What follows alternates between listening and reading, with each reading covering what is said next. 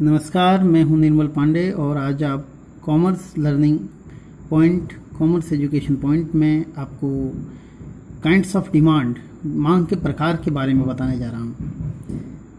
मांग के मुख्यतः 3 प्रकार बताए गए हैं अर्थशास्त्रियों के द्वारा, जिसमें पहला है कीमत मांग, प्राइस डिमांड, दूसरा है आय मांग, इनकम डिमांड, और तीसरा है तिरछी मांग, क्रॉस डिमांड।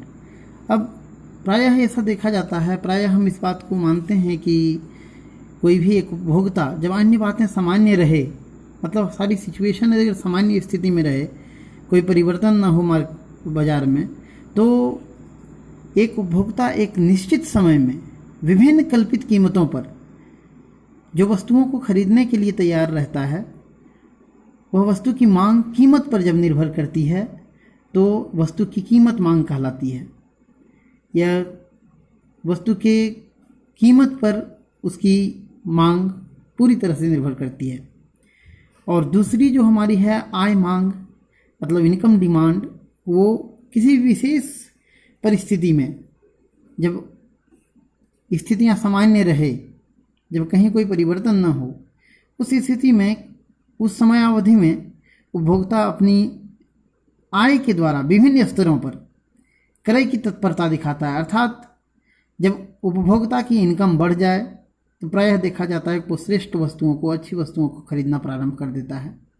और वहीं जब उपभोक्ता की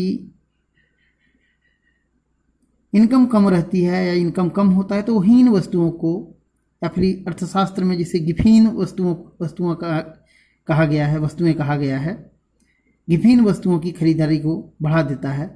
तो प्रायः ये जो हमारा आय मांग है, ये एक व्यक्ति के आय पर निर्भर करता है। वहीं जो तीसरा मांग है वो हमारा आड़ी या तिरछी मांग, जिसको इंग्लिश में क्रॉस डिमांड भी कहते हैं। क्रॉस डिमांड यह एक वस्तु के लिए मांग की उन मात्राओं के परिवर्तन से है जो उस वस्तु विशेष की कीमत में परिवर्तन न होकर किसी अन्य वस्तुओं की कीमत में परिवर्तन के फलस्वरूप होता है। अर्थात खुद की कीमत के परिवर्तन पर डिपेंड नहीं करता है, यह किसी दूसरे वस्तुओं की कीमत में परिवर्तन के ऊपर निर्भर करता है। हम कह सकते हैं कि इस प्रकार की वस्तुएं जो होती है, जिसके ऊपर ये निर्भर करती है, वो है प्रतिस्थापन वस्तुएं और पूरक वस्तुएं। प्रतिस्थापन वस्तुएं मतलब जिन वस्तुओं को एक दूसरे स्थान पर प्रयोग किया जाता है उसे प्रतिस्थापन कहते हैं, जैसे गुड़ और चीनी, शुगर और जागेरी। और जैसे हम इस चीज़ को देखते हैं कि गुड़ के कीमत में परिवर्तन होने पर चीनी की मांग में भी कुछ परिवर्तन होता है। और पूरक वस्तुएं जो एक दूसरे के प्रतिस्थापन नहीं, इसमें प्रतिस्थापन बिल्कुल विपरीत बात होती है। पूरक वस्तुओं की कीमत यदि वृद्धि होती है तो दूसरी पूरक वस्तुओं की कीमत घट जाती है।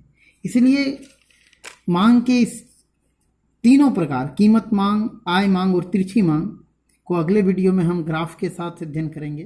फिलहाल इतना ही, धन्यवाद।